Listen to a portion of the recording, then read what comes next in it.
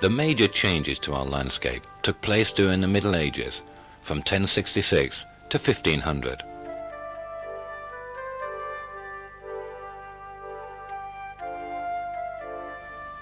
Most of the area around Sleaford was used as farmland, and the fens had already been partly drained.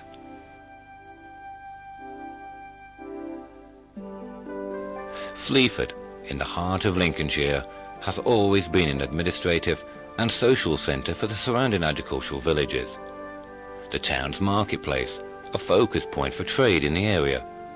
Although changed through the ages, evidence of some of the town's history is still present today.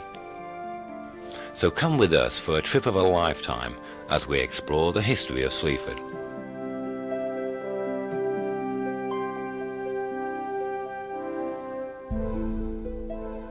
During the late Iron Age, Old Sleaford was between Boston Road and the River Slee, what is now called the Old Place.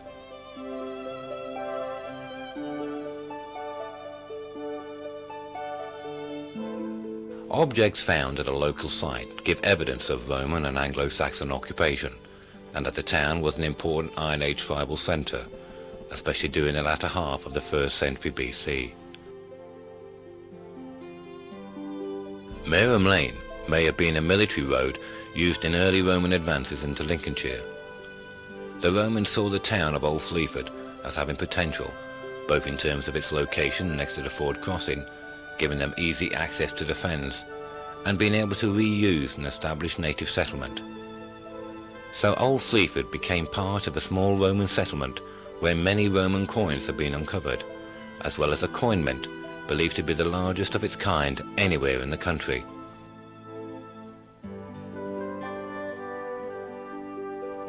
Sir John Hussey, first and only Baron Hussey of Sleaford, who was beheaded in Lincoln in 1537 for high treason, owned a house in Old Sleaford called the Old Place. Henry VIII stayed here when travelling to York to meet the King of Scotland. A modern building now occupies the site where the old house once stood.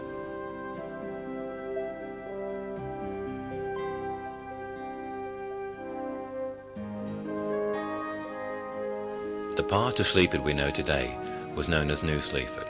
It was developed during the Saxon period, and by the time of the Norman conquest, the town was an established administrative centre for the region.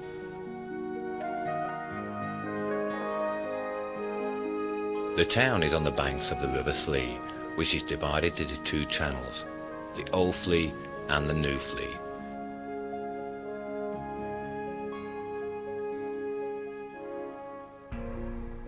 The New Slee is believed to be a man-made channel to provide power for Anglo-Saxon watermills.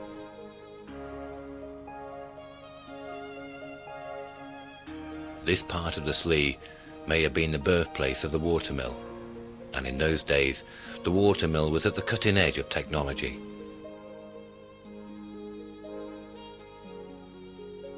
At the time of the Domesday Book, there were no less than 18 watermills along the banks of the River Slee. Most of them were in Sleaford itself. Congersford Mill is the only surviving watermill in Sleaford. Although the present mill was rebuilt in the early 18th century, millers have produced flour on this site for over 1,000 years.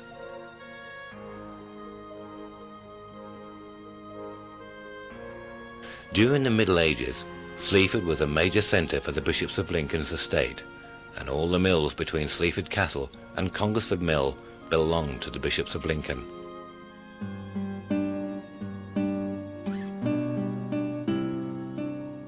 Sleaford Castle, to the southwest of the town, was erected by Alexander, Bishop of Lincoln, between 1123 to 1139. The site lies bare now, with only a few mounds remaining.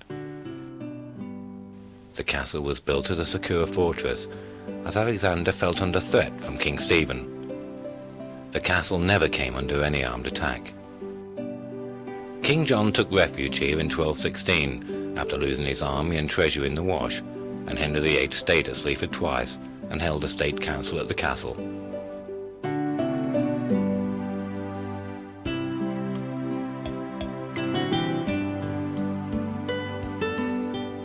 Northgate is one of the oldest parts of New Sleaford, and the manor in Northgate is one of the oldest houses. The stone sections of the manor are believed to be 17th century. Some of the stonework is believed to have come from Sleaford Castle.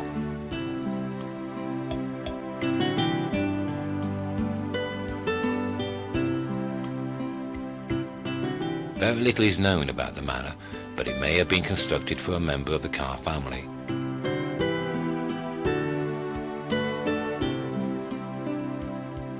The Carr's family house was the old hall in Eastgate, opposite St Dennis's Church. And like the manor in Northgate, some of the masonry used was from the castle. Carr's Hospital was founded in 1636 by Sir Robert Carr. At the time, it was to house and support 12 poor local men. Robert Carr was lord of the manor until his death in 1684. His estate then passed to his daughter and heiress Isabella Carr, who married John Harvey, 1st Earl of Bristol. The family is also remembered in the Sleaford Grammar Schools, founded in 1604 and moved to Northgate in 1834. The old stone section was built by Charles Kirk the Elder, and it still bears the Carr and Bristol family arms above the door.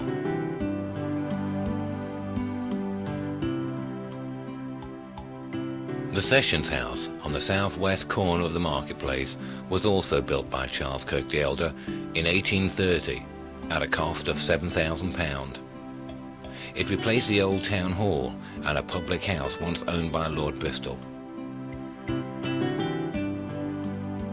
The Bristol Arms was once Sleaford's only first-class hotel and coaching inn. It has now disappeared and been converted into the Bristol Arcade Shopping Centre.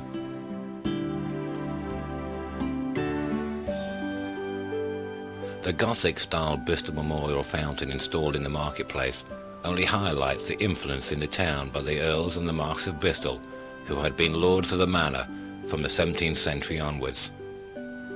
It was designed by Charles Kirk the Younger in 1874. This street was once known as Hen Lane in the early 19th century. It was renamed Jermyn Street, probably after Earl Jermyn, the eldest son of the Marquess of Bristol, in the late 1820s.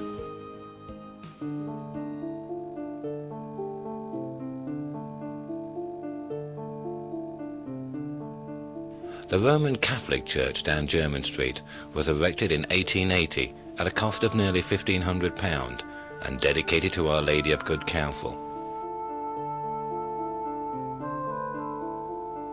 A large area of Jermyn Street was later owned by Kirk and Parry for both business and employees. Charles Kirk and Thomas Parry produced many of the town's mid-Victorian buildings. Mansion House was built by Charles Kirk for himself in 1850. In 1901, a group of Sleaford gentlemen bought part of Mansion House and formed a limited company to start a school for girls. It opened its doors to pupils on the 6th of May, 1902.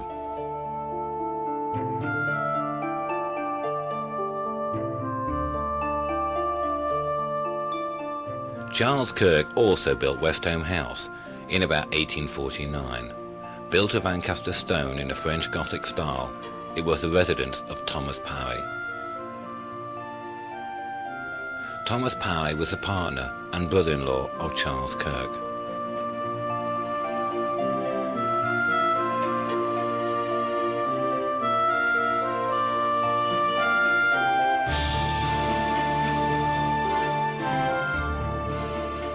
Sleaford Terrace, now used as the district council offices, was originally a series of 7 middle-class townhouses built in 1856.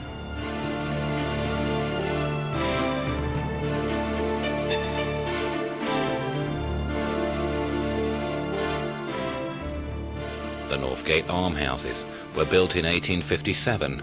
They were an extension to Carr's Hospital in Eastgate. Both are still in use today.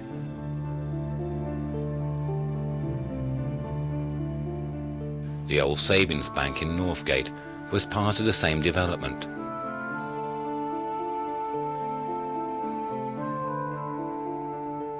To the right of Sleaford's Manor on Northgate is a Georgian extension known as Rhodes House, after the explorer Cecil Rhodes. It was the residence of his aunt, Miss Peacock, who came from a banking family. Rhodes himself spent part of his boyhood in Sleaford. He died in 1902.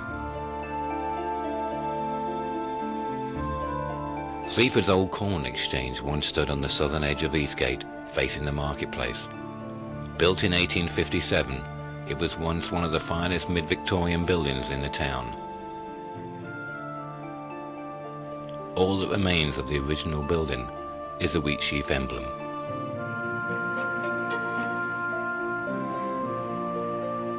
Before the exchange was constructed, a small bakery occupied the site. The building was dismantled and rebuilt on the east side of Northgate on Galley Hill. It was reopened and renamed as the Marquis of Granby in 1857.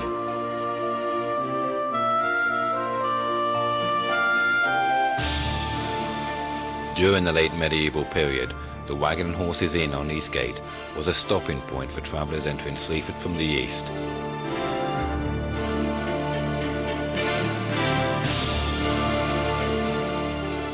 The Lion Hotel is another of Sleaford's old coaching inn, built in the early 18th century, known then as the Packhouse Inn. The inn was used by traffic heading north along the East Coast Road towards Lincoln and Hull.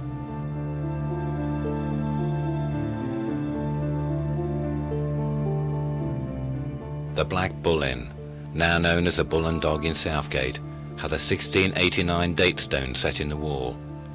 This is reputed to be the oldest surviving pub sign in England. It represents a bull baiting scene, believed to be the only one of its kind in the country.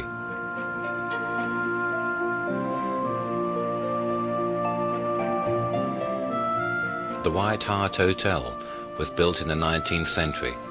The large yard at the rear was not only used as stables, but as a wool market.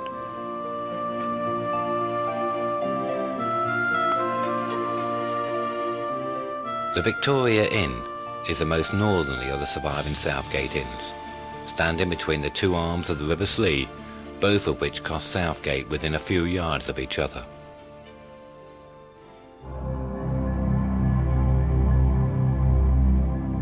At the southern end of Southgate is a monument, 65 feet high, erected to the memory of Henry Handley, MP for South Lincolnshire from 1832 to 1841.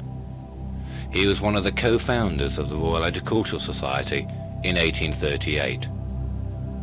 Henry Handley died in 1846.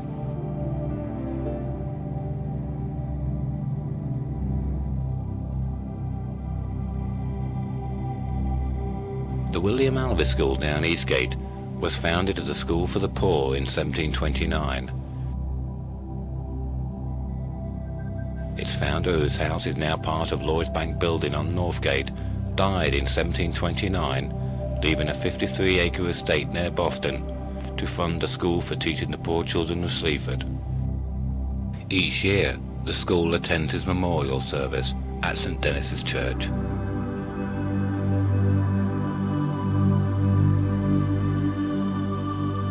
Sleaford's old fire station with its bell tower was constructed in 1900, but the original engine house was built in 1829.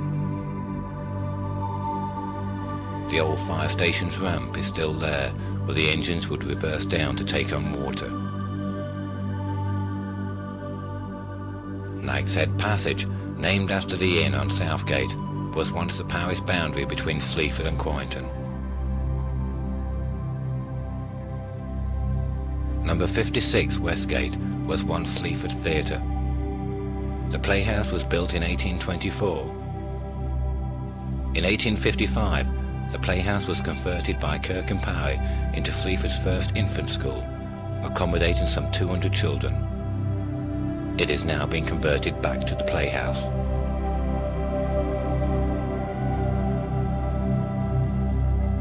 The Quarrington Infant School, on the southern edge of town, was outside the parish of New Sleaford and in the area which was known as New Quarrington. The school was built in 1867 by Kirk and Parry. Peacock and Hanley, Sleaford's first bank in 1792, moved to Lloyd's Bank Building and helped to promote and finance the establishment of the Slee Navigation Canal. The Slee Navigation was built between 1792 and 1794. It was financed by a special navigation company formed in 1792. Navigation House was the offices of the Slee Navigation Company, built beside the wharf in 1838. Before the navigation arrived at the end of the 18th century, Carr Street didn't exist. The arrival of the Slee Navigation turned Carr Street into a thriving area for industry. Money's Mill, standing 70 feet high with its 8 stories, was built around 1798. The mill operated by the means of 4 large sails.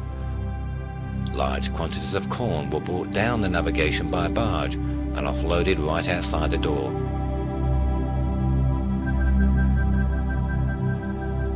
But the age of Sleaford canals only lasted into the early decades of the 19th century, with new links opening up in 1857 from Boston Docks, and the main line at Grantham led to a decline in Sleaford's canals.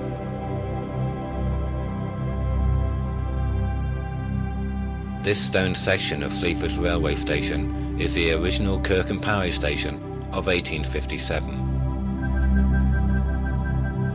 Bass's Maltings is a famous Sleaford landmark. The 6-storey building was constructed between 1892 and 1905 for Burrs Bass Ratcliffe and Gretna Limited of Burton-on-Trent. The aim was to combine a ready supply of barley in Lincolnshire with easy access to Boston Docks. But some of the finest examples of architecture can be seen in the town's marketplace. The Church of St. Denis dominates the marketplace. It was dedicated to St. Denis, the patron saint of France. Built of stone from a nearby Ancaster quarry, it displays 14th century architecture at its very best.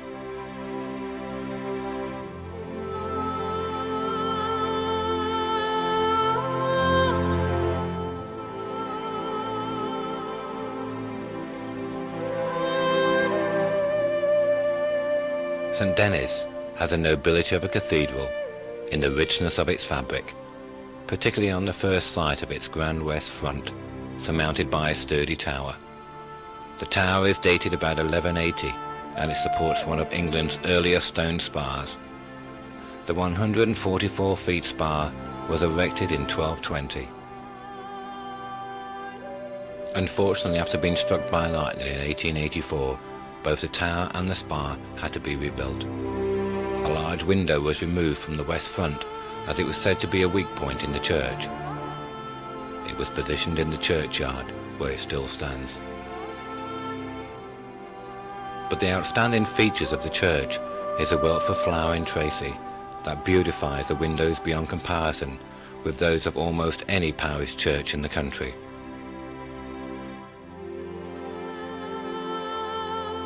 The half-timbered vicarage stands to the north side of the church. Part of it goes back to the 16th century. In the northeast corner of the churchyard behind an iron gate is a town lockup, used until 1837 for detaining Sleaford's vagrants, drunkards and petty offenders.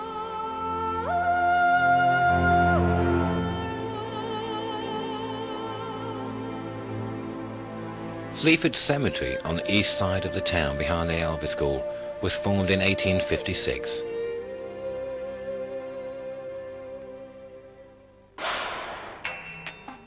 During the last 4 years, Sleaford has been part of a £15.5 million regeneration programme. This programme has been extended for a further 12 months in order to complete a key element in the navigation yard plans.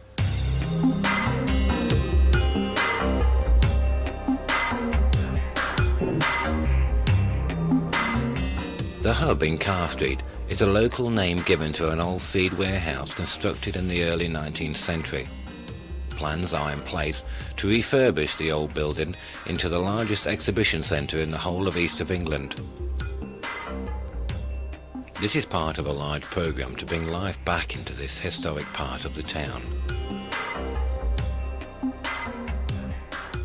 Already work has been completed in converting the old stables into attractive workshops. Work has also been completed on rebuilding the old navigation warehouse to house Sleaford College. Almost £500,000 is to be spent on refurbishing and improving Station Road. Work will be carried out this summer.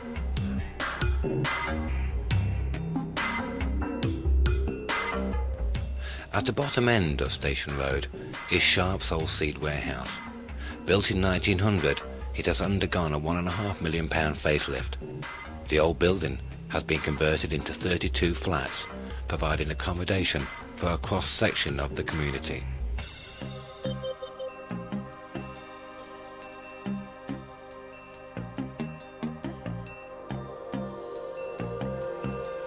And finally, major regeneration work is planned for Sleaford's old cinema.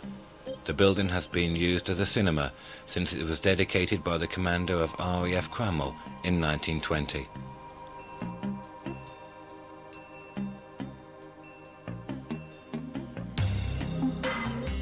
Just like the Red Hours based at RAF Cranwell, Sleaford is flying high.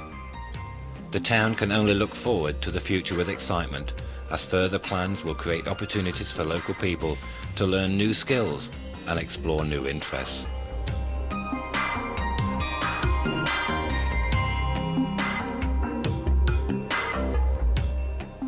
Sleaford combines the very best of the old with the very best of the new.